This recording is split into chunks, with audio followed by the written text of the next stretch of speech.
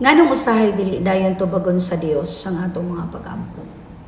Usahay mag-ampot ta sa Dios pero murag walay tubag. Apan dili pasabot nga wala siya nagapaminaw kanato. Adun yung mga rason nganong nahitabo kini. Una, nagahulat siya sa takdang panahon. Ang Dios kabalo sa pinakamaayong timing sa tanan. Ikaduha, ginatudluan ta niya og pagtuo pagpailo. Ug ikatulo, doon ay mga panahon nga gusto ni Lord nga makatuon ta sa paghulat. Dili tanan ang mga pag-ampo matubag. Doon ay tulo ka klase nga tubag sa Dios. It is yes, no, or wait.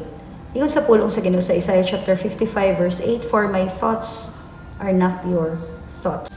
O atong panghuna-huna dili sama sa panghuna-huna sa Dios. Ang pamaagi sa Dios dili sama sa ato ang pamaagi. Busa ayaw undangi ang pag-ampo. Ang Dios nagpadayon sa pagtrabaho, gihilom sa ato ang mga giampo. All we need to do is to wait patiently. Kung naghulat ka sa tubag sa Dios, i-share kini para sa pagdasig sa uban.